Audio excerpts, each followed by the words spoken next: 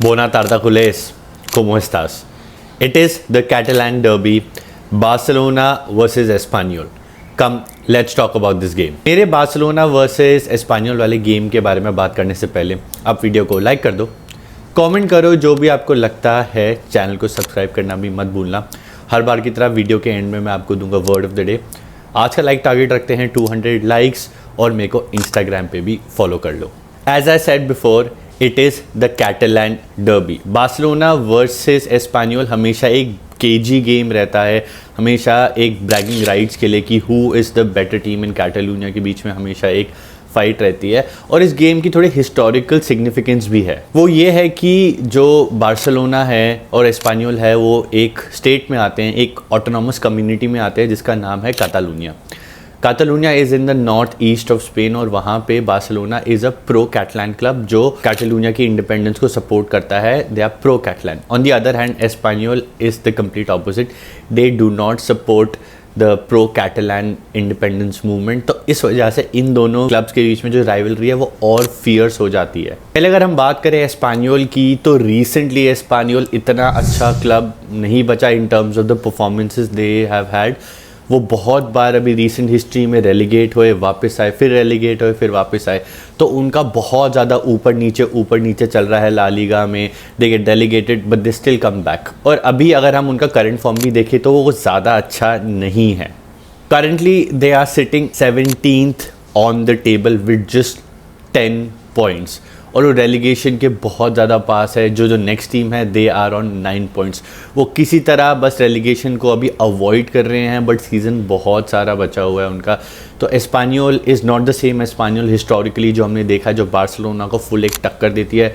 This is not the best version of Espanyol. तो इस वजह से मेरे को लगता है कि Barcelona might have an edge over them. But having said that, जब लंबा सीज़न होता है ना, कुछ ऐसी गेम्स ही होती है against such clubs that can hurt you, जहाँ पे हमें लग नहीं रहा होता कि ये तो ईजी विन होने वाली है, ये मैच तो हम आराम से जीत जाएंगे। यही गेम्स होती है जो हमें प्रॉब्लम्स कॉज करती है। So we have to be careful with Espanyol. ज़्यादा लाइटली ये गेम नहीं लेनी है। अब उसी टॉपिक पर बात करते हुए मैं आपको बताना चाहूँगा अबाउट बार्सिलोना। अब बार्सिलोना का बिगेस्ट टेस्ट था in the month of October international break के बाद। क्यों? क्योंकि हमारे बहुत सारे प्लेयर सबसे पहले मिसिंग थे, जो इंजर्ड थे वो वापस आ गए थे। Like Dani Olmo, Gavi, Fermin, we all know क्या हुआ था। जितने प्लेयर्स अनअवेलेबल थे वो वापस आ गए थे। फिर एक एक करके गेम्स आना शुरू हुई। सबसे पहले सेविया वाली गेम में we saw how well we thrash them 5-1। उस गेम में इन्याकी पेनिया खेले थे and he played well and Inaki Pena became a great keeper in these 3 matches. हमारा गेम हुआ against Bayern. We all know that Bayern has been a bogey team. Bayern आती है, हमें डर लगने लग जाता है, अरे बायर्न आ गई। 8-2, 3-0। हमारी रिसेंट हिस्ट्री उनके अगेंस्ट बिल्कुल भी अच्छी नहीं रही है। They have thrashed us. Thrashed is the correct word. But जैसी बायर्न वाली गेम आई, the new mentality that we have under Hansi Flick, the style of play that we have under Hansi Flick, high risk high reward, that high line football paid off. The game went from 1-1 to 4-1 and उस match में हमारे star निकले Raphinha. तो वो वाला भी challenge हमने बहुत अच्छे से निकाला। उसके बाद आई the grand game El Clasico, the biggest of them all. और उस गेम में हमने क्या परफॉर्मेंस दी है, इतना बढ़िया, इतना अच्छा हमने फुटबॉल खेला। फर्स्ट हाफ हमें लगा कि कुछ भी हो सकता है, but by the second half हमने जो फुटबॉल खेली है, मज़ा आ गया। उस वाली गेम में हमारे 3 से 4 प्लेयर्स एकदम नेक्स्ट लेवल निकल के आए हैं। Specially I would talk about Lewandowski, I would talk about Yamal, Inaki Pena, Casado. हमने इतने अच्छे अच्छे प्लेयर्स जो हमें लग रहा था they are not good for Barcelona, they came out on the top and players we thought should not be in Barcelona. For example Inaki Pena, they played amazing football and Casado became the revelation of the season. तो जो अक्टूबर का हमारा challenge था ना, हमने बहुत अच्छे से एक्सेल किया उसमें and we showed that we mean business this time. वो चैलेंज हमने बहुत अच्छे से निकाला। अब हम अपना सीज़न डिफाइन कर सकते हैं। लेकिन होता क्या है, हम अपने बड़े मैचेस में ना इतना ज़्यादा अच्छी परफॉर्मेंस दे देते हैं, इतना ज़्यादा कुछ दे देते हैं कि जो नेक्स्ट फ्यू मैचेस होते हैं, जो अब मैचेस होते हैं, उसमें हम फुट ऑफ द पेडल करते हैं।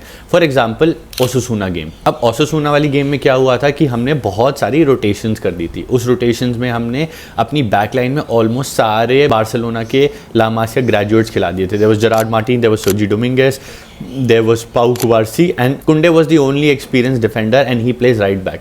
जो हमारी डिफेंस थी ऑफ 3 उसमें हमारे सारे बच्चे थे और हम एक्सपोज हो रहे थे, that high line was getting expose.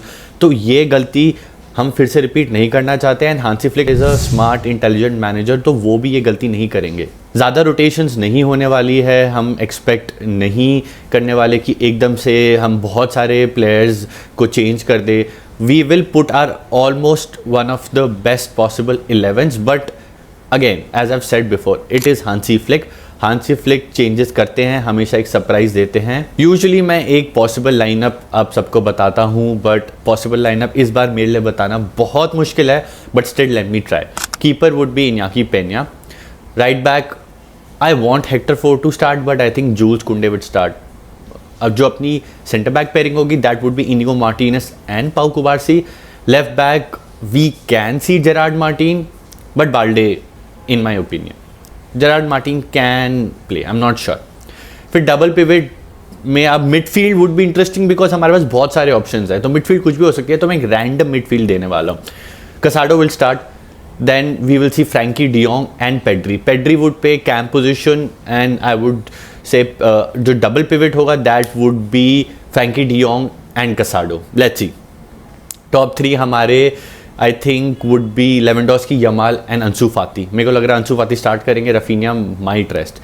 बहुत रैंडम लाइनअप है, कुछ भी हो सकता है। हांसी फ्लिक के साथ आप बिल्कुल भी कभी भी लाइन आप गेस कर ही नहीं सकते, but this is me just putting it out there. देखते हैं क्या लाइनअप होने वाला है। The game is on Sunday 8:45। Early game है, अच्छा मज़ा आने वाला है। अर्ली गेम्स मैं प्रेफर करता हूँ, क्योंकि अभी कुछ टाइम में यूरोप में डे लाइट सेविंग शुरू हो जाएगा। डे लाइट सेविंग में 1 घंटा जो उनका टाइम होता है वो आगे चला जाता है। तो ये गेम है एक अर्ली गेम। इसके बाद जितनी भी गेम्स हमारी आने वाली है वो सारी होंगी रात को एट 1:30 AM।